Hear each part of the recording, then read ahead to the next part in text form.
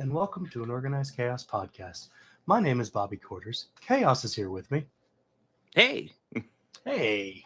So, we're here to talk about some movies, music, whatever else crosses our mind. But here is also the home of the most unbiased, genuine thoughts. We're not going to do anything just to say it, just to make money off of it, because we don't make a lot of money off this. In fact, we don't make anything. We just give our opinions. And our opinions are free and unsolicited, but they're not hateful ones. That is the important thing. Yes. But also, while you're here, please make sure to like, comment, and subscribe to my channel, that is Bobby Quarters, the podcast channel, Organized Chaos Podcast, and Chaos's channel while you're at it. So thank you for watching, and do enjoy.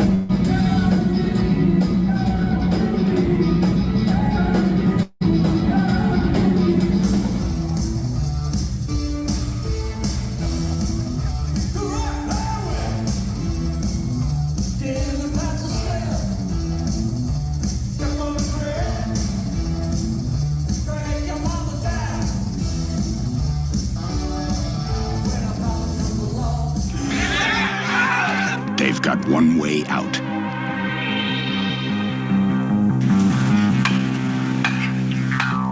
They've got one chance. They've got one night. The Warriors. It's like that wire. I see a wire. I see it. Ow! Some mighty winds are blowing across the land and across the sea. It's blowing peace and freedom. I feel ready for a voyage on this magnificent vessel. I love Mitch. What if we see sailfish? But It's blowing you and me.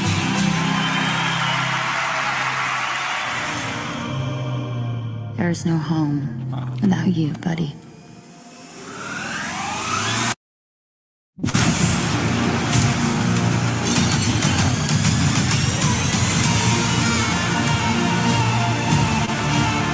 Aren't you the ditz from that dive bar? Funny. That's what I've been calling you. Touche.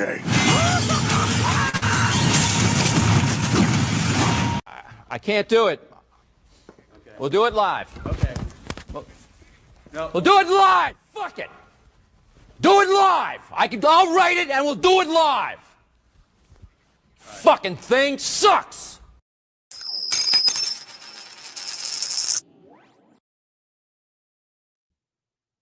Hello, everybody. Hello. I'm not just running in from work. I'm not exhausted at all. But yes, we got a podcast episode. We got the Warriors. We got Supergirl. We got A Mighty Wind, and we got a pop culture question, which I love the idea that Bobby introduced the pop culture question. So I'm gonna try to do something every week. We got an idea for this week. If anybody in the chat wants to submit an idea, or the comments even submit an idea, go ahead and post it, and we'll throw that up for consideration. We'll probably do a week where it's what you guys, where we let you guys vote for stuff. Hey, Billy Boy is here every week.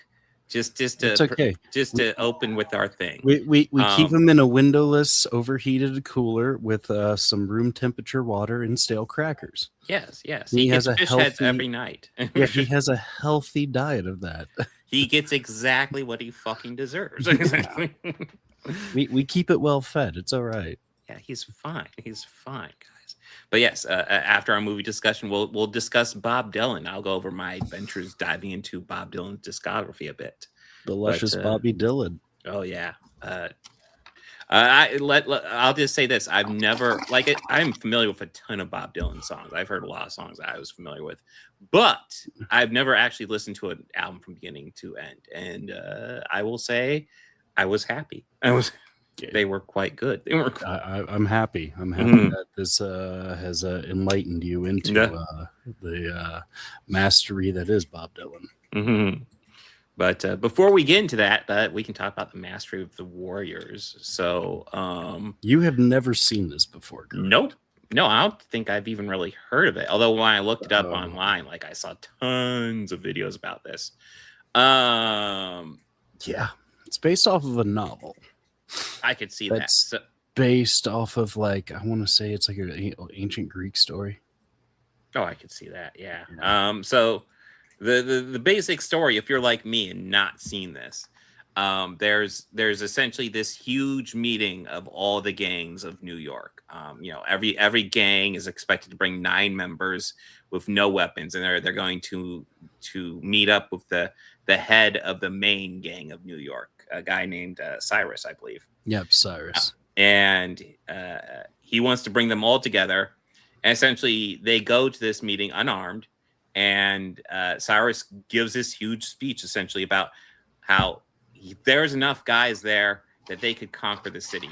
Police be damned. If they all unite and stop fighting between each other, they could unite and just conquer the city and run it the way they think it should be run. If they could just pull themselves together, stop fighting amongst themselves and look at the real enemy, they could do this. And it's like, and everything he says is actually, I'm okay with. I'm kind of like, okay, yeah, no, corrupt this cops, sounds yeah, great. Okay, Yeah, hell yeah. I'm not sure if I 100% trust this guy to run everything, but like, I don't know, the cops are terrible too. So I'm like, okay, give it a shot, maybe. But unfortunately, during that meeting, while he's giving his big speech, Cyrus is shot dead. And one of the gangs looks at the main gang we've been following called the Warriors and points to them and says, they did it. They shot Cyrus.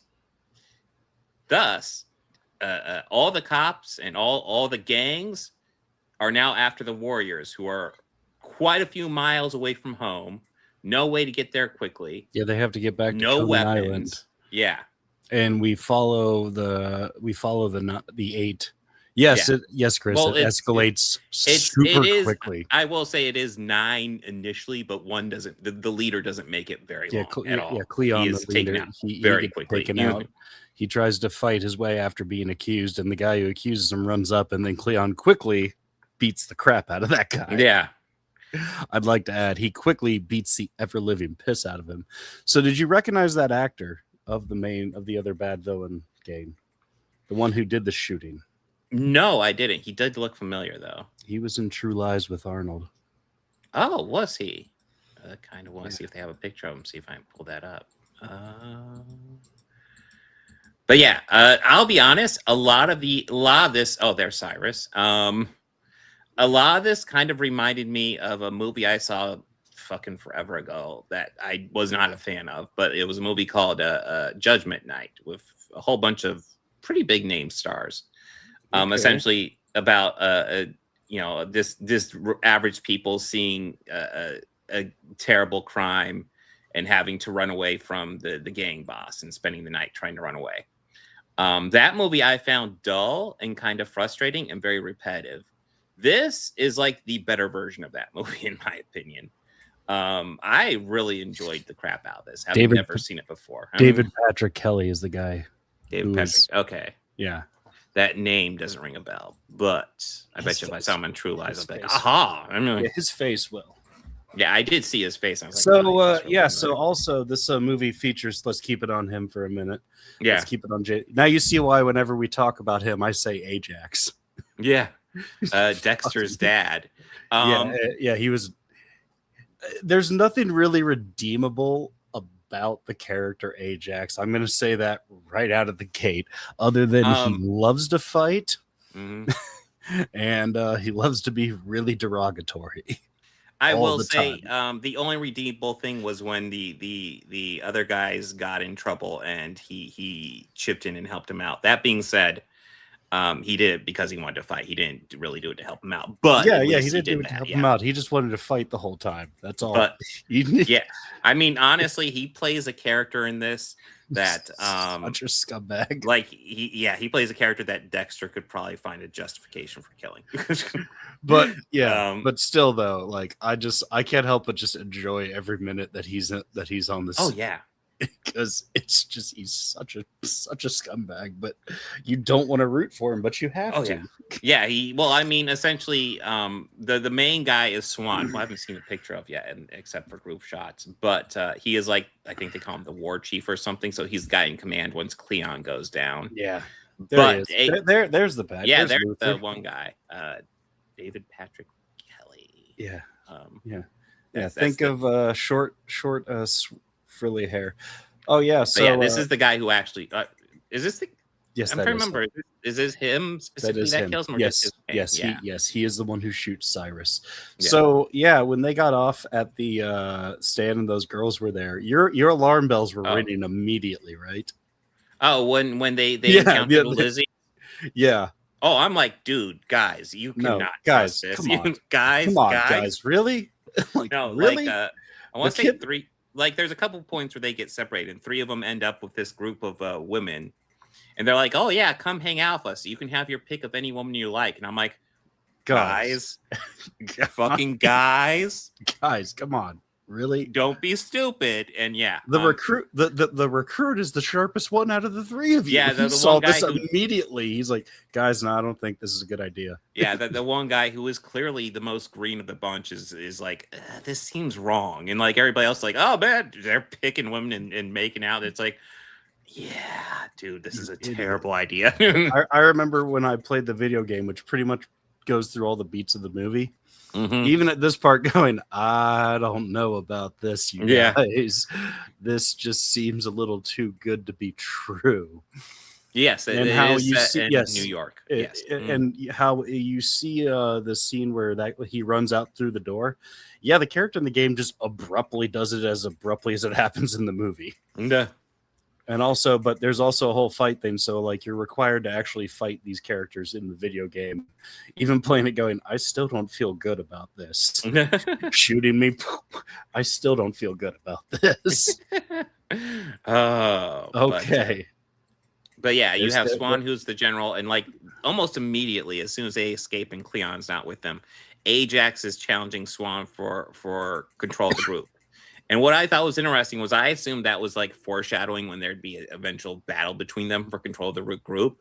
No. And no, what they're foreshadowing with that is that Ajax is a douchebag. He's just a hothead, and he's going to get himself into trouble. And what happens? He does. He gets himself into trouble by trying to pick up on a girl and getting a little too aggressive. She turns out to be a cop. Did you recognize the girl? No. Extremely young Mercedes Rule. Like, holy shit, that was her. That is her. But yeah, he's at first he's like Chan with her, like normal stuff. It's a little sus, but he's just Chan. And then all of a sudden he's like on top of her, and it's like, bro, that's just fucking gross. And of course she busts him. Cops come, and that's the end of Ajax's story. Did you recognize the DJ? Oh yeah, Lynn Thinkpin. Yeah. That was one of the few names I recognized. Looking at the credits, I was like, "Oh, hey, Lynn Thinkpin. I haven't seen her in a while." I recognized her voice immediately. Yes, mostly from PBS and watching Carmen Sandiego. Yeah, Carmen Sandiego is where that's what I know her. But there's a couple other things too. And Hudson Hawk. She also delivered the line, "You try being chlamydia for a year." Yes. Oh God, that's great. But yeah, this is just a really cool little like adventure. Like and it's fast to set things up. Like you get the idea that they're unarmed, they're going to this big meeting, and then things go south just drastically quickly, and we have to follow these. And they get separated. Yeah, and then they get separated. So then you're following each different part. Yes, each different game, and then they finally reunite for one of the most, in my opinion, one of my favorite fight scenes ever captured to film. Mm-hmm. The one where they are all hiding in the toilet stalls. Oh yeah, that was awesome. That's like such a great fight scene. I thought you were talking about the beach one. I was like, that was a cool moment. I don't know if it was great. No, that's a cool moment. No. But the bathroom thing was fucking awesome. Yeah, that one is just And in case you're wondering, like I watched this on YouTube. This is on YouTube with ads. So it looks like we're getting tagged. Oh, it's all good. It's all good. Hey. But yeah, this was a excellent movie. I really enjoyed this. Anything? Well, Bobby, what are your thoughts? Go in. This has been a fan. I've been a fan of this movie since like I first saw it, which was like, in high school when I started really diving in and becoming a real cinephile. So like this was one that I would like go to my library and like they had a room where like they had a VCR or DVD player and everything set up so you could just watch movies. Nice. And I would just watch movies, and this was one that I would watch a few times. Just everything about this, how this is shot, is just so cool. Here, go back a few images. Keep going. Keep going. Yeah. That's cool looking, yeah. Yeah. All the times that the main gang, the riffs, would be informed, they would do this kind of interesting shot with the main guy kind of not necessarily in the center of the frame, but off to the side. And he'd have like one of his like, subordinates lean in and do that and have like that stylization to him.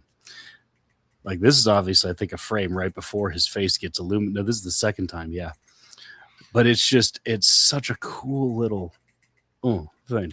I don't remember. Do they establish this? Are the riffs? Was that Cyrus's gang or was it something else? Okay. They establish it because you see them all walking and you see them in that room and the word riffs pops up.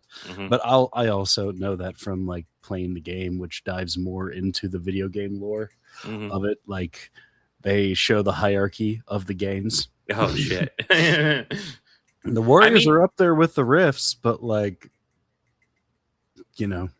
all of Coney is theirs. Yeah, I was about ready to say there's not many warriors there. They're very isolated. And yeah, the Rifts are kind of like the big gang the Rifts are very much the big gang that are after them. They're not the main villains, but just the fact they're so powerful and they're guarding on them. Yeah. Who are also another Coney gang. The ones who shot Cyrus. Yep. But this is a fucking kind of makes me interested to play this video game now. It's actually a lot of fun to play. Yeah. Also, that shot. Go back to the girl. Yeah. No, I like that shot too. Because that whole scene is interesting because these kids are supposed to be like the people in the Warriors, the gang members. Yeah, they're supposed to be like 17, 18. Teenagers. Yeah, sure. And that's why you see the shot of those like kids who look like they just got out of a prom. Yeah. And the comparison of the two of them. I do. Yeah. I never realized they're supposed to be 17.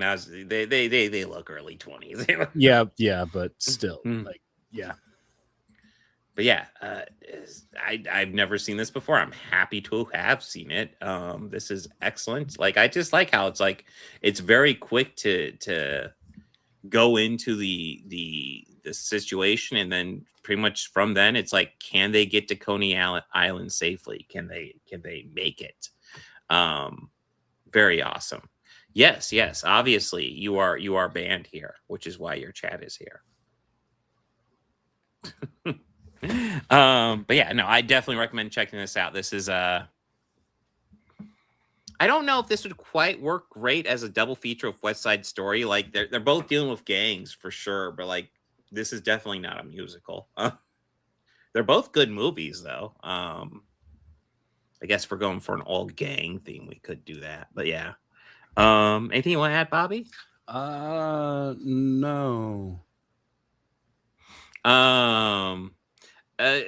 Dane is not a psycho, but he is overprotective of his chat. So just FYI. If there's anyone who's going to drop the ban hammer quickly, it would be him. Yes, absolutely. And I've only had 2 direct conversations with him, Spooky. So, but diving into, you're welcome here. Just be a dick. Yeah, that's our only rule. And if you're gonna be a dick, I don't know, be a fun dick. So be like if we're so I control you. If we're crapping on someone or something in particular, you could join us in crapping in on that. That's fine. But like, there's a few things that are, totally cool to always make fun of. One of those is Zack Snyder. So you could always make fun yes. I'm sure there are some people who get really upset about that idea. And they can, just fucking deal with it. Fucking cope. They can fucking deal with it. That's their problem. But anyways, as we're chatting about this, I am cycling through images from A Mighty Wind, our latest Christopher Guest, penultimate Christopher Guest movie. We only got one more after this. I haven't even seen the next one. I went into this having seen Best in Show and this one already. And I will say, now having seen Waiting for Guffman, well, I guess going over to the plot line real fast and jumping ahead. The storyline behind this is pretty much, God, what was his name? Like something Steinblum or something like that. Yeah. William Steinblum or something like that. Yeah. He's like this folk music producer. He has passed away, and his son wants to put together a big concert with his biggest acts to commemorate his life. Those big acts are the New Main Street Singers, the Folksmen, and Mitch and Mickey. And obviously, it's been quite a few years for a lot of them. But like, it's about bringing all these acts back together, of course, done in mockumentary style.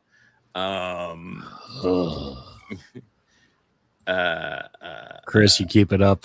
You keep that shit up, and there will be a banhammer coming down. That's okay. There's a whole movie. There's actually one that's coming out with him that looks. I'll enjoy watching it. Well, I will say, like, you know what? Like that new movie, like I really like Digger? the director for that movie. Yeah, Yeah, so do I. love the director for that movie. So do I. And it makes. I would be okay with suffering through that, but he also looks like he is playing someone insufferable, which I can get behind that. Yeah. I will say the latest trailer for that kind of annoyed me. I'm like, maybe if the director just wants to really hide what this movie's about, I can accept that. But like, because he's showing footage of every other Tom Cruise movie. Yes. As it is, I'm just looking at it and I'm like, this just feels like Tom Cruise wanking off. I'm sorry. It does. There are so many actors who could do this same thing with better movies and better performances. And I mean, could you imagine something like that for fucking Gary Oldman? Holy shit. I mean, I would watch it if it's just him watching clips of his old movies. Yes. Okay, let's get back on track. Anyways, here. Mighty Wind. Getting the folk bands back together for this big concert. And then there's the son and there's the guy who runs the theater. So overall, that's kind of all the movie's about, and then eventually we get to the concert where they conclude with the fantastic song of Mighty Wind, which doesn't end with any lyrics that are hilarious at all. I mean, all of them, they don't have any lyrics that are hilarious. No, there's quite a few. And there's also quite a few people who are involved with these folk bands that aren't even fans of folk music, and it's like, oh my god. I overall, diving into my thoughts, I like this quite a bit, although I will admit this is probably my least favorite of the three so far. I do like, and I think my criticisms are mild because I still really like this. One of the things that did frustrate me, because I always thought Parker Posey was so good, especially in Best in Show, and she really doesn't get much to do in this one, which was kind of a little rough. Although I will also say Eugene Levy kind of steals the show a lot in this one.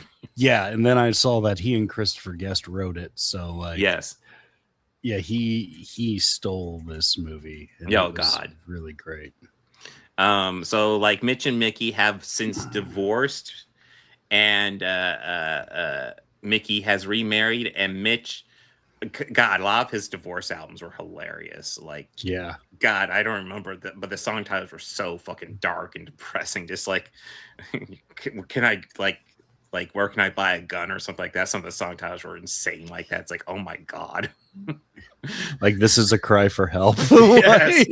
But like, you're expecting someone like who's like really like just really after her, but like when we actually meet him, we just end up with this guy who is such a fucking burnout. Holy shit. He is like it's not even clear. Like it's not even clear how much he's there. But it's a pretty hilarious performance. Just like his delivery is great in this movie. Yeah. Yeah, I think he steals the show in a lot of this. But what are your thoughts, Bobby? This is still, I would say it's up there with when it comes to Christopher Guest vehicles. It's probably my favorite of the three. Okay. But and it's mostly just because of the music. The music is funny. Yeah, and it's like not only funny, it's also really good. Like it's not bad. Actual folk music. Yeah. Well, all the stuff with the Folksmen, I just think is absolutely hilarious. Oh, and in case you don't know, the Folksmen are literally just Spinal Tap, just reskin, pretty much. Literally Spinal Tap. It's Michael McKean, Christopher Guest, and Harry Shearer. Yeah. By the way, I wasn't sure, like at the very end where Harry Shearer comes out as trans, I wasn't sure how they were going to play that. And when they did actually play it, I thought it was hilarious because like he's up there like, you know, in as a trans woman, but like they have him sing like deep bass parts. It's like, oh, that's funny. And it's like, oh, that's how you play it for laughs. Yes, that's how you play a joke like that for laughs. Yeah. It's not punching down. Nope. Just that's the thing. When they introduced, I was like, oh no, what are we gonna do? And when they got to the actual joke, I was like, oh, that's funny. Okay, I got you. But yeah, no, like this is still like a nice little charming movie. I really enjoy the crap out of this. You know, and like you said, the music's fun. Catherine O'Hara was great and everything. Yeah. Although to a degree, she's kind of the straight man having to deal with Mitch, just like doing his Mitch thing throughout most of this. I want to see the blooper reel. Like, how many times did Eugene make everyone just start laughing? Oh yeah, no, dude, he was kind of on fire in this one. I like in the last one, I kind of like everybody. I felt kind of had a bit more to do with in the last one, but I did feel like if I were to give, if I were to say anybody stole the show and best in show, okay. But if anybody stole the show in that one, it would probably be Fred Willard. In this one, it's Eugene Levy. Yeah. Fred Willard's solid in this, but he doesn't have as much to do. He's one of the new Main Street singers who doesn't even like folk music, but he's part of the band anyway, because why not? But yeah, this is just a fun, charming movie. You know that they made for the soundtrack, out. The Folksmen did a cover of "Start Me Up" by the Rolling Stones for this. Oh, they did. That's funny, and it's really good. It won't surprise me. They're actual musicians, so yeah. I found a whole entire concert of the three of them, and it's like Spinal Tap Unplugged. So it's the three of them up there doing shtick, like telling jokes, but playing songs fully. And telling more jokes and shtick in between the songs, and then just performing. And it's just like, it's such funny stuff and good. And they close with some like Spinal Tap stuff. Like they go, this next one, we are going to do it leather free. And you hear their acoustics with just like these heavy distortions on it. It's highly recommended. They I do like some. They also played the Mighty Wind song too. Yeah, back together for the first time again. That's a good tagline. Yeah. Yeah. I again like there's not a dud in this bunch. I haven't seen Mascots, but I'm fairly excited to check that one out. Yeah, that one is. Yeah, there it is. Yeah, there's Harry Shearer after he goes trans. Like, I can't tell if that's Michael McKean breaking character or if him just being in character. Yeah, he might be in character. Christopher Guest kind of like, okay. Just, all right, this is what we're doing now. Okay, well, we're going to play music, right? Okay. Have you heard the story that he's told about the inspiration for Spinal Tap? No, I haven't. So it's this clip where he's talking and he's like, I was waiting for a friend of mine at a hotel. And he never has revealed what band it is, but he's like, there was a band from England, relatively well-known one. their manager's there with him, and their manager goes, "Where's your bass?" And the bass player goes, "My what? Your bass? I don't know." "What do you mean you don't know?" "Oh, I must have left it at the airport." "What do you mean you left it at the airport?" "Well, I put it down." He's like, "Why did you put it down?" It's like, and this went on for like 15 minutes. And I was just the happiest I could be. That's where the idea for Spinal Tap came. Just him witnessing that interchange. Oh god. And it was just like, and he's like, "Yeah, just think about that going on for 15 minutes straight." Oh god. And like, yeah, I would just be trying not to laugh too. Like that's but he has never said what band it was. He's always said it's a very well-known band. As I've heard him say in interviews, like, that was the second happiest day of my life. Yeah. The first was the day I met my wife, who he's married to Jamie Lee Curtis. That's right, he is. Yeah. Yeah, there's this story about Jamie Lee Curtis like spotting him across the room and be like, "Yeah, I'm gonna marry that man." And she talks about that. It's just how she planned to meet him and hook up with him. I'm sure he was like, "Fuck, Jamie Lee Curtis? Yeah, let's go out." Yeah. He's never said who. He's never said, and he said the time period was about late 70s, early 80s. I was about ready to say Def Leppard. I wouldn't say not impossible about no, Def not Leppard, impossible, but they would have been fairly new. Keep in mind, Spinal Tap came out in '84. Def Leppard would have been fairly new then. Yeah, so like, yeah, mid to like late 70s, early-ish 80s is where he got the idea from, and he had already been doing Second City by this point for a while. Oh, sure, yeah. But hearing him talk about it and do it like he does the Nigel voice. My what? God. My what? Well, I don't know. And he's like, much to my own delight, that went on for 15 minutes. Spooky Kitty, I will admit, I do have a soft spot for Def Leppard, although I listen to them a lot less than I used to. But yeah, I can give them a hand. Oh, sorry, too soon. Yeah. Oh dude, man. Or sorry. How about a foot? They're okay. They're okay. They're not my go-to for that. I mean, I enjoy Hysteria quite a bit, and Pyromania is decent. I mean, that being said, like a lot of the hair metal stuff, I don't even listen to that much anymore. I used to listen to it more, but I don't know. I guess I've grown out of it. Yeah. Yes, I did know that. Oh, in the Freaky. Yeah, I did know that.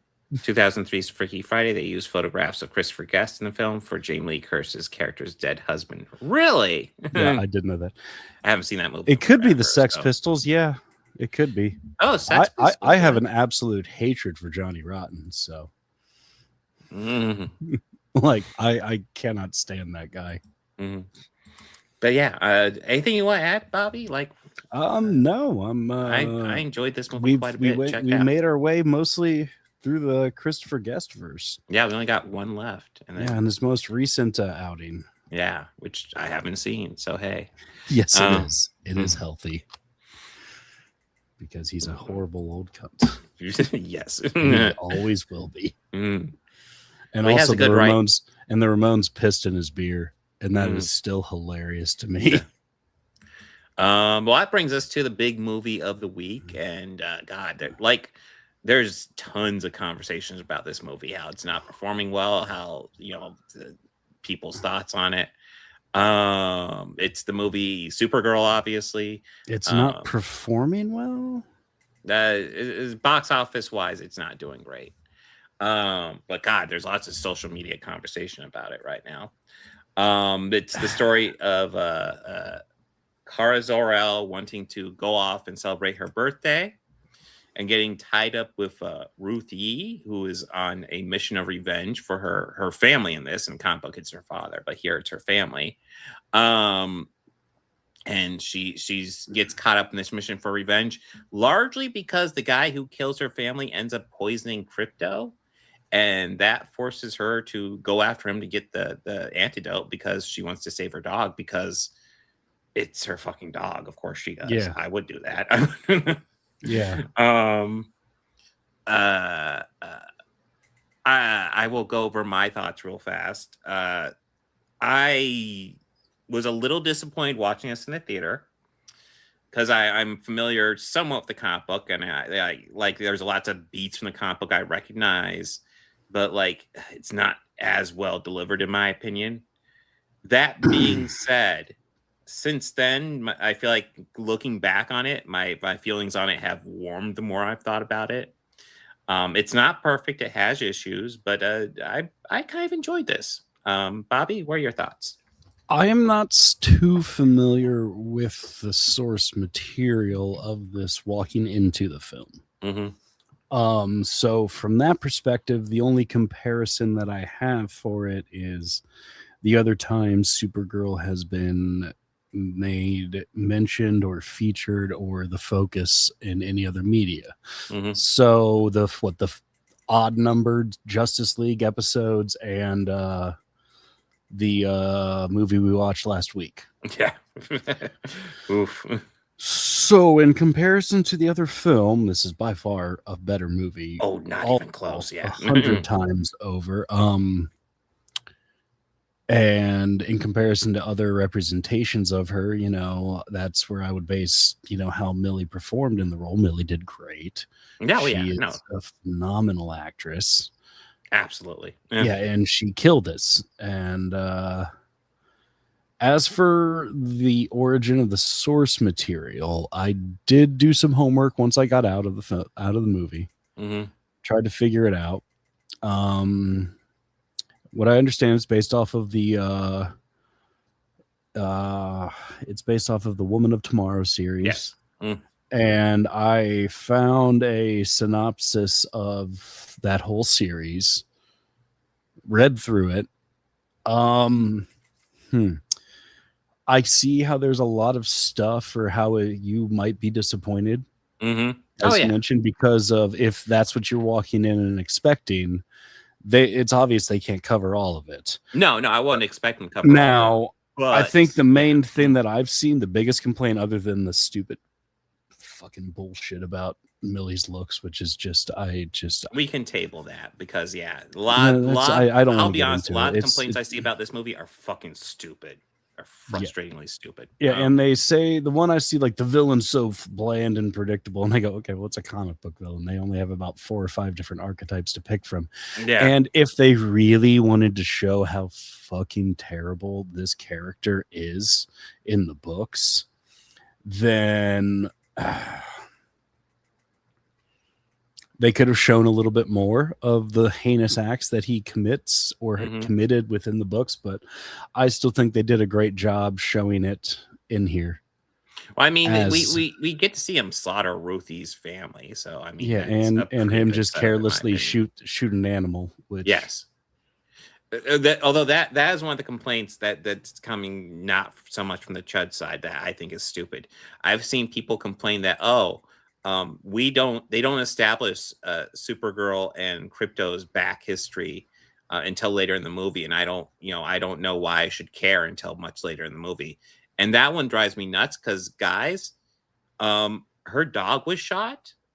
I don't need to know their back history to know why she's going after him. Like it's get a dog. It's her dog. Well, you don't also think about these people probably can't even get a dog to love them, and a dog is so dumb it'll just give love unconditionally. Yes, that's not a dig at dogs. That's just what they fucking do. Yeah, dogs love unconditionally. It's not like you got to earn the trust of it like a cat. I will say, one complaint I do have. I thought Krypto looked much worse in this movie than he did in Superman. He did look a little worse in some shots. Yeah, I guess in most of the shots he was fine, but there was definitely shots where, like, I wasn't even 100% sure how much he was CGI in the last movie. Here, there are shots where it's like blatant CGI, where it's like at the end where the girl came up to him, and it was just, I saw this in like Super or Cinemax's DX, and I was like, had a good enough seat where right when it happened, it was like right where my seat was. And I was like, oh, that looks a little rough. Obviously, this movie had a much lower budget, which it should. I mean, it's a Supergirl movie. It's not a Superman movie. But yeah, it looked a little rough in spots. I mean, overall, I liked it for what it was. I do recommend not reading the comic book before this. Yeah, because you I don't think set if yourself up that anything, high. this gives a little bit more of a expansion on Mhm. some themes in that story. Yes. And for that, I think it's great. Mhm. Now, I kind of would have liked to see Ruthie and Kara globetrotting a little, Mhm. but like chasing them throughout the wreckage of everything they've done, which would also make his final moments a little bit more justifiable and satisfying. Mhm. But I'm kind of okay still with how he yeah, I'm ends up. still okay 'Cause with how for they me, did. fuck But like, him. He is such yeah, a piece no, of shit. yeah, he deserved it. And I for as much as they advertise Lobo, he's just kind of there. Yeah, he's fun. Yeah, Jason Momoa does a fine job, but yeah, he's just he kind of kind of there. has like two modes Yeah, I in mean, his it's acting. Lobo. Well, no, and even I don't know. I'm kind of over him in movies and stuff. I thought he was a shitty Aquaman. Well, I mean, And in this, I'm just do- kind of like, I just kind of feel okay, cool. You're. I thought This is like gag me. I was fan kind of okay with service. him as Aquaman until the second movie when he was playing next to Patrick Wilson, who was playing a much better Aquaman than he was. Yes, I It know. was like, oh my God. That was my exact thoughts while watching it, and I'm happy you agree with me because It's like, wow, holy shit. watching this going, why the fuck isn't he Aquaman? Yeah, exactly. He's a much better. That's what I thought the first time they had David Devaros in the Dark Knight movie, where it was like he is questioned by or like it was like he was one of the cops that Harvey was going to shoot in Nolan's second Dark Knight movie. Okay. He was looking for the Joker, and he's That's like, right, yeah. And like by how he's acting, I went, I'm sorry, quick question, nothing against Cillian Murphy or anything, but why the fuck isn't he playing Scarecrow? Like really? He's a much better actor. Like nothing against Cillian Murphy. Cillian Murphy is great too. Yeah, he is great, but I just felt his Jonathan Crane was a little bit of a miscast, but he had fun with it, and that's what's important. But yeah, I think that David would have played a better role in that role, or even Mad Hatter. So that's but this was great. I enjoyed this. I think as the time goes by, I'm glad I saw this so early at the end of last week, so I've had days to digest it. Because as the days go by, and I think back on this movie, I'm like, no, this is better than I'm giving it credit for. I think I'm being a bit too harsh just because I know the source material and I know what could have been, but this is still pretty good. One of the things I think it does great is it establishes there is a difference between Superman and Supergirl. They are not the same. And I think that's something that gets really confused, especially with the CW show, because in the CW show, Supergirl there is kind of just a gender swap Clark Kent. It's kind of just, them doing their Superman, except it's Supergirl. This is more what Supergirl is. She has a bit more of an edge. She's a bit, more willing to go down and she'll fight kill guys. a motherfucker. Oh, yeah.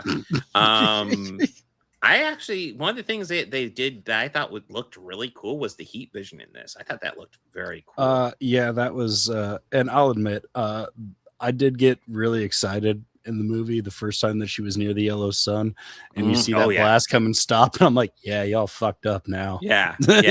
She's spending so long without the yellow sun, and she's having to do these fights, and she's like, oh god, I'm bleeding. She's still kicking doing quite well. Yeah, she obviously is a skilled fighter on her own. Yeah, but like the first moment that yellow sun hit her, and I was just like, yeah, y'all fucked with the Kryptonian. Now you're gonna get hurt. Well, I mean, they launch her into space, and then she just drifts to the yellow sun. And it's like, oh, you guys are fucked now. Yeah, just watching it go. It's cool. The sun's rising. It's I'm not. She's got this. Yeah, and y'all are gonna be hurting after this. And I love the scene where there's all those guns pointed at her in that one bar, and she's like, oh, this is bad. for you guys are in terrible trouble right now. You could walk away right now. Yeah, it's all cool. You might be shocked to hear I have this. You guys are losing this. One small factor that I noticed in there that I thought was interesting was, so like deep in wherever that was in space, right? Yeah. Music from our planet made it all the way out there, because that's what they're singing in the bar. They're singing the song Cheek to Cheek. That's true, yeah. I thought that was actually really cool. I was like, that's cool. Mm-hmm.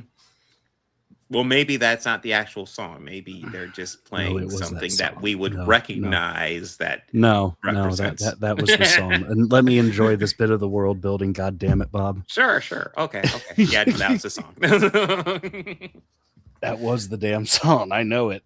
But yeah, this is a fun movie. I recommend giving it a shot. It's not perfect. It's not as good as Superman from last year, but it's fun. I recommend giving it a shot. A little disappointed that's doing so poorly. And the actor who played her dad, I was surprised. Oh, David Krumholtz? Yeah. Mm-hmm. I was like, holy shit. Yeah. What's up, dude? Yeah, I haven't seen him. I don't know. I guess he's been somewhat busy throughout his whole career, which is good because I always like him whenever I see him and stuff. But yeah, we got to see the whole Argo City and stuff like that. Yeah, well done. But yeah, this is a good one. I recommend checking it out. Anything you want to add, Bobby? Nah. Okay. Are we ready to discuss some Bob Dylan? Yeah, let's talk about Robert Zimmerman. Mm-hmm. All right. Well, go into like your thoughts into this pop culture topic, Bobby, because you're gonna be way more familiar than I am. Well, I guess what brought this up is me and a longtime friend of mine who's also a huge Bob Dylan fan. We've been having an ongoing conversation for the past few weeks, mostly just about how like we feel like he is definitely like one of the most like iconic songwriters, but like it just an inspiration alone. Like there are so many people who can cite him as a source of inspiration why they play music, or even like why they do what they do. Going from like, you know, maybe your not necessarily your favorite artist, but your favorite artist. Oh yeah. And yeah, and it's just something that, you know, yeah, sure, you know, people make fun of him for the voice and all that and everything, but it's just like, yeah, the man's written more hit records than, you know, you could ever conceive. So no, he has like 40 albums to his entire discography or something like that. It is, and that's since like the early 60s. So like the man has had a healthy career. But yeah, there's like, so one of the things we brought up was what was you know, your favorite era, because there's probably, I would argue, about like 8 different eras of Dylan's music. I'll go over what you wrote down in the email. Yeah. So the first era, acoustic, folk, and protest era from 62 to 64, electric and folk rock era from 65 to 66, Woodstock and Nashville era from 67 to 74, mid 70s roots and review from 74 to 78, Christian and gospel era 79 to 81, 80s transition and the never ending tour 83 to 86 or 96, modern renaissance era 97 to 2019, and then current era 2020 to present. So like he has just been releasing records his whole life. Yeah. As someone who, like, I know plenty of Bob Dylan songs, but I've never actually listened to an album from beginning to end, and I did not have time to go over all 40 albums. I didn't even have time to go over your recommended albums. So I chose an album from each of these, just whichever one appealed to me the most, or whichever one I could track down. So for the first era, I listened to The Times They Are Changing. Second era, the electric and folk rock era, I did Blonde on Blonde. Oh, good choice. Good choice. Woodstock and Nashville era, I did John Wesley Harding. Mid 70s roots and review, I did Desire. Christian and gospel era, I did Slow Train Coming. 80s transition and never ending tour, I did Infidels. Modern renaissance era, I did Time Out of Mind. And then of course for current era, I did Rough and Rowdy Ways. I liked all of these albums for different reasons. But you yeah, should I listen- thought they were all very If good. you really enjoyed The Times Are Changing, you should really listen to Free Willin'. I might. Yeah, because that one is really great. From the first era of the acoustic folk and protest era. That one has like some of his most iconic early stuff. Mhm. Just Bob, the acoustic guitar and harmonica. Now the electric stuff is you know who his band was around that time? You mean the band? Yes. Okay. Yes. Exactly. Yes. The band. Yes. They were the guys who he went on tour with and went electric with back when they were all still clean cut, young preppy guys. And then after that, they disbanded and he went up to Woodstock. Yeah. They recorded a bunch of stuff in that house, and then those albums later got released in like 75. But also out of that came the band. Yeah. Yes, The Man in Me, that is actually off of New Morning. That's like a latter one, but very good album. Very good album too. For the Woodstock and Nashville for the electric one, the three ones in that, the key ones in that are Bringing It All Back Home from 1965, Highway 61 Revisited 1965, and Blonde on Blonde 1966. You could listen to all three of those albums and hear like the most creative moments in his career and where he was just like a nonstop freight train. Like all of those albums are phenomenal, like great mind-blowing albums. And I just want to say one of the great things about diving into his music is it's there's not like a ton of politics in it at all. Like it's completely apolitical music.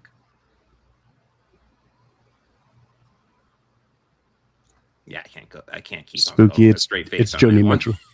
No, he is extremely political throughout all his stuff. And I dug it absolutely. Yeah, he didn't shy like for the Woodstock era, and that was Joni Mitchell, Spooky, who never actually recorded or really performed it, but gave it instead to Graham Nash. And I was about ready to say that. And Crosby, Stills, Nash and Young recorded it. She wrote it from a hotel room. She wasn't even at Woodstock. She wrote it from what she saw on the television. But the Woodstock and Nashville era, John Wesley Harding, great album, but I would have recommended you listen to Nashville Skyline or the Basement Tapes out of that. But that's like listening to like early electric Bob Dylan era, the Basement Tapes. But Nashville Skyline, that's a great album. There's a great song on there from the early folk that he re-recorded, but it's one he and Johnny Cash sing together. Oh, nice. It's Girl from North Country, and it's really good. Should I go over, I guess, my top three picks? Yeah. Okay, so my number three, and this might just because it's the one that was most recent, but like, man, this one I was shocked how it's just it's a later album, but like he still got it. My number three pick was Rough and Rowdy Ways, current era. Okay. My number two pick, electric and folk rock era with Blonde on Blonde. That was a great album. That is a great album. And my number one, acoustic folk and protest era.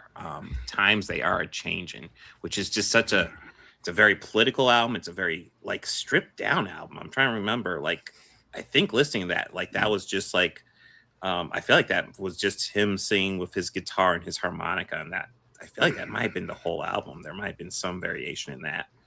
But I remember when it transitioned to Blonde on Blonde, and you get a more fuller sound. It's like, oh, that must be an album change. Yeah. But no, that was my favorite of the bunch. I can't pick my favorite out of the electric and folk rock era, which is I'd have to say probably my number one favorite era of Dylan. And after that, it would be a tie between the Woodstock, Nashville, and the mid-'70s Roots Review stuff. Okay. Because I have this live album that's from 75, and it's right around the time Desire's about to come out. So they're playing a lot of songs from the Desire album. So Yeah, they're playing like Romance in Durango on there. They're playing Isis. There's a great recording of Isis on that live album, actually. Like a really good one, which is, I think that's probably my favorite song from that album. Yeah, that's probably it. And there's a really great Hurricane too. Like a great version of that. That's a great song, yeah. There's a great one on there that has like the full gypsy band that he has at that time. So it's like a group of singers, a group of like, one person playing the fiddle for everything, full organ, and like, it's awesome. And occasionally horn players. Yeah. The live album is the Rolling Thunder Review. Nice. And it's from his bootleg series. You should listen to that album. You should listen to that live recording. That's a really, really great one. And Spooky Kitty, I refuse to watch this Walk Hard, the Dewey Cox story. And you want to know why? Because we need to watch every biopic that's ever been made first. No, because he never paid for drugs. Not once. Not once did he pay for them. So obviously I have seen it, but yes. No, actually, yeah, we are. Yes, horns section is always a plus. And I think my and third would probably be the folk stuff. I do enjoy that because it's just him at his roots, and you get to hear him just where it all started. But like personal favorite, I mean, I think the first full album of Bob Dylan I ever got was Highway 61. Ooh, okay. And I think I got it right when I like started playing guitar. And it's like it was like I got that, Dark Side of the Moon, and Tommy. Oh damn, that's a hell of a lineup. Yeah, so that it's hard to pick out of like, because like like that era has so much, and Blonde on Blonde changed the way I look at life. That was a really good one. Yeah. Yeah, that's really like one of those. That's one of those albums that changes that. Yeah, that you listen to, and I feel that you're a better person because you've listened to it. Yeah, no, like just listening to 8 albums, I'm like, this is good stuff. Like, and he's always been an artist. I've heard a lot of songs. I've always appreciated him.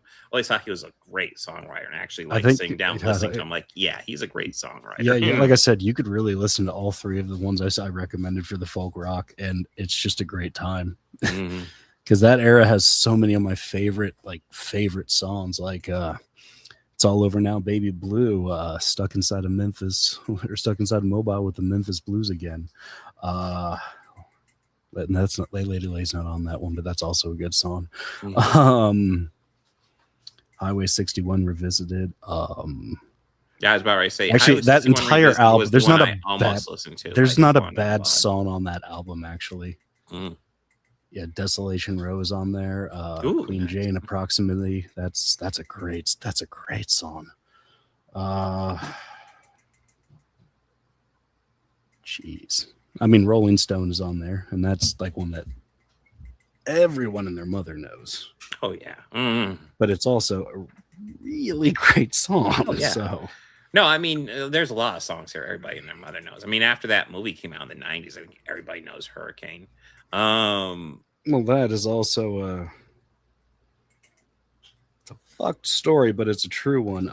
Let's see. Yeah, She Belongs to Me, Maggie's Farm. It's All Right, Ma. Oh, the one thing that I thought was funny. So, have you seen the Battlestar Galactica reboot from like 2004 with Katie Sackhoff? No. Okay, so I thought it was kind of funny. I posted years ago on MySpace, so this was years ago. I posted the cover of All Along the Watchtower that they did for that show, that Bear McCreary did for that show, because that was kind of like a theme song for kind of like the, I'm trying to remember, it was almost like the Cylon like summoning song or whatever. It was kind of interesting. But I posted that version of the song, and I had a friend of mine from back then got really upset, just be like, listen, that song's terrible. Listen to what they did to Jimmy's song. I just thought that was kind of funny. What? Well, the funny thing is, like, that version of the song that they did on Battlestar Galactica was obviously more based on the Bob Dylan version, not the Jimi Hendrix version. It's funny. Yeah. I had heard a cover of "I Shall Be Released," which is a Dylan song, but it's one that he gave to the band, and they sing it. And I don't know. It's hard for me to say whose version is more well known, but I heard a cover version of the way the band performed it. Ooh. On like a mainstream show where you would think it would be the way Dylan performed it. Mm-hmm. But it was like, slow and heavy piano in it, how the band does it. And it's just, wow, that's cool. Yeah. But yeah, no, there's great stuff here. I highly recommend if you've been like holding back on going into Bob Dylan and like listening to some albums, I say go for it, man. I Gave me definitely excuse to dive into it. I definitely, if you have like a music streaming service, I can't speak for Spotify, but I know YouTube Music, if you pay for that or have that, and you go to his profile through albums, it has a lot of like the series that have been that he's been coming out called the Bootleg series, which are just some bootleg live recordings that they've come across and tried to clean up the audio as much as they can. Like there's one from 75, 74, so it's like the Blood on the Tracks tour. Oh, nice. Yeah, they have the other one that's from 75, the Rolling Thunder Review, which it's from Desire. They have one from when he's just a young folky playing with his acoustic guitar in 64. Yeah. They have one when he went electric. So there's like a lot of just him playing acoustic by himself. That's a good point, Paul. The generation that the times they are changing was made for forgot its message. Yeah. But yeah, it's very good stuff, classic stuff for the most part. And he still hasn't lost his edge at all. Like I said, like Rough and Rowdy Ways really took me by surprise. I was like, oof, that fucking banger of an album right there. But yeah, kind of fun diving in. Anything you want to add, Bobby? Everyone should listen to more Bob Dylan. True. The world would be a better place if more people listen to Bob Dylan. Actually listen to what he's saying. I mean, honestly, even going into like the Christian gospel era, some of that stuff is like the Slow Train Coming album is like not a bad album. No, I was a little bit apprehensive just knowing the title of that. I was like, but I went ahead and dove into Slow Train Coming. It's pretty solid and still has a lot of the same like critiques that you see throughout his whole discography. It's like nothing's changed. It's a lot of the same stuff, and it's not bad at all. No. I'm sending you a few links to some of the different albums you should listen to. Yeah, conservatives have missed a lot of messaging throughout media. Well, I mean, yes, they only recently found out what the machine was that needed to be raged against. Yes. So, I mean, and even more famously, a well-known mouthpiece from that side has just recently discovered and feels ashamed that for 35 years of this man's life, 35 years, he believed that Bruce Springsteen was singing about patriotism in I remember USA. Who was that? That was Aaron Lewis. Yes. I guess you could say it's been a while since he caught that. Yes. Famous right-winger Bruce Springsteen. Do you know anything? Like reading that, I'm just thinking, man, A, the memes that are going to come from this are going to be fucking hilarious. But B, someone really should keep it in the dark about Creedence. Mm-hmm. He's going to shit himself when he figures that one out. By the way, like this was quite a few months ago, but I did think it was base as hell. When Bruce Springsteen was doing a tour, and he got a lot of shit for essentially saying "fuck Trump" on one of his shows, and people gave him tons of shit for saying it. And then on the next show, he went out there and said, last show I said "fuck Trump" and I got a lot of shit. I just want to let you guys know, fuck Trump. I meant it. It was like fucking based. I mean, like, he's a fucking blue collar guy from Jersey. What do you expect? Yes. Like, But let's see. So for next week, kind of the pop culture question, so you guys can kind of ponder as well and think about this as well. We're gonna each come up, and Ashley will be here as well, so I'll ask her to come up with a list as well. Top 5 superhero performances. And this is an actor. Yes. Who do you think really captured the role? But also, speaking of next week, stuff to watch. We have Avatar: The Last Airbender Season 2 live action, episodes 1 through 4. We'll see if it gets better. Oh, and here's something I'm really excited for, though. X-Men 97 Season 2, episodes 1 through 3. I've been trying not to watch those all day today. Oh, did those get released today? Yes. I knew they must be coming out sometime. Yes, they did. Oh. Yes, they did. And I've heard some early reviews of them, and they sounds like it's fucking fire. And yes. Season 1 was so good. Yes, Robert, they did come out today. Oof. And then we got this Spider-Man 2002. Spooderman. I don't know. I've never heard of that movie. Spooderman. It's by some weird director. I think he's Italian. He's goofy looking though. Oh yeah, that one guy, Ted Raimi, right? No, I think it's Ivan. Oh, Ivan. Okay, yeah, maybe Ivan Raimi. Yeah. Oh, you're thinking of Sam Campbell.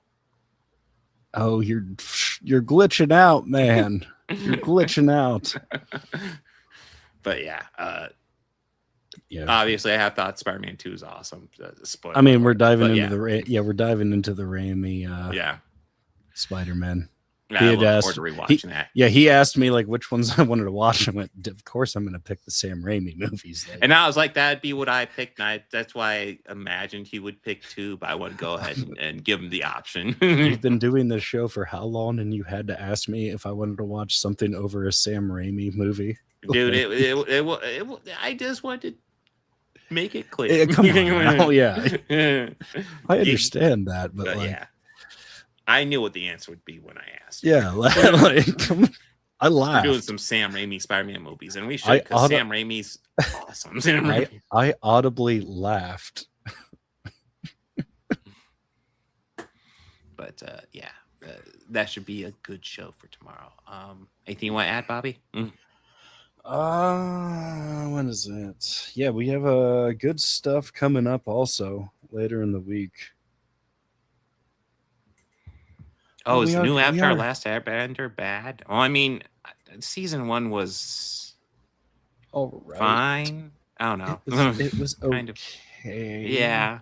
It's way better than M. Night Shyamalan, but a pale imitation of the animated series. And it's not like they had horrible Dragon Ball casting. Oh god damn, that was rough. Oh shit. And I mean, it's so bad that when I first started watching Shameless, well, actually, to be fair, from the Chum Scrubber, I kind of hate that kid who played Goku just from his role in that movie. So, it took me the longest time to get over that. Instantly, whenever I see him go, fuck that guy. I don't care if he's the good guy. Fuck him.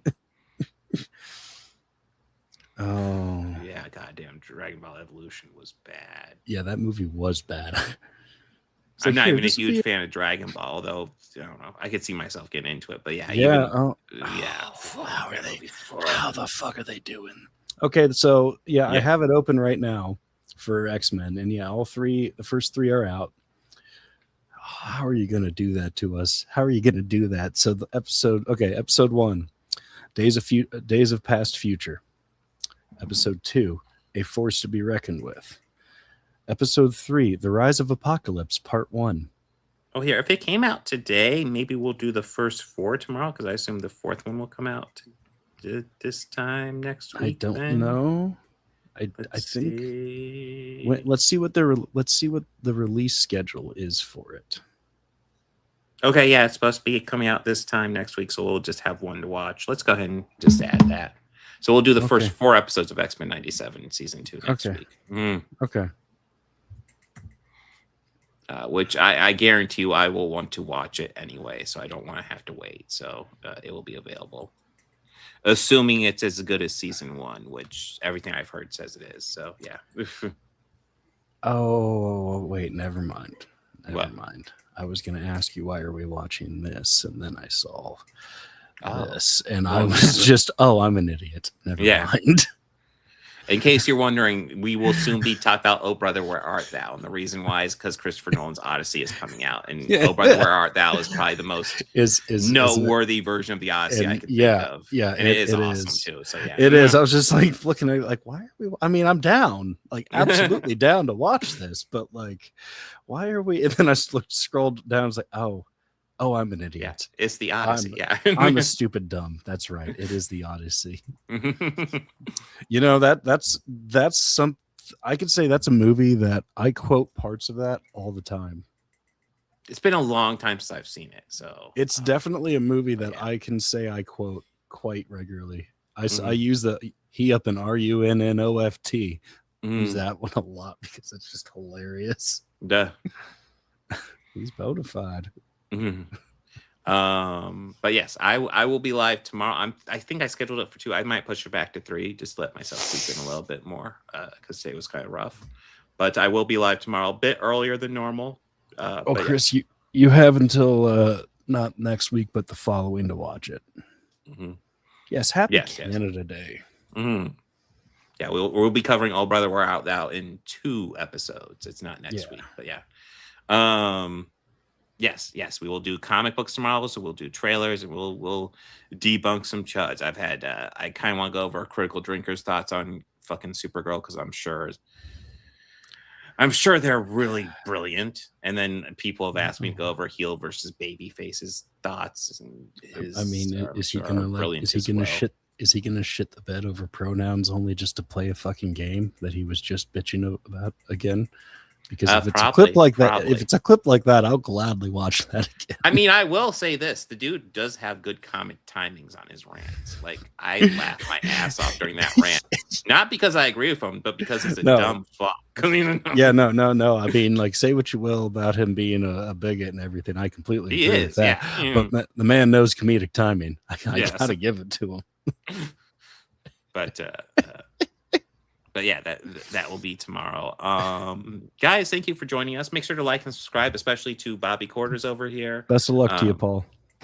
Yeah, Organized Chaos podcast, of course, and of course, Organized Chaos here as well. Anything to add, Bobby? No. All right, have a good one. Take care. Stay hydrated out there. It's super hot where we are. Dude, it's painfully hot. It's ridiculous. Yeah, guys, party on and be excellent to each other. Take care. Oh wait, let me do this properly. Take care of your shoes. Do it. I got this. Hold on. Show the kitty. Mm-hmm.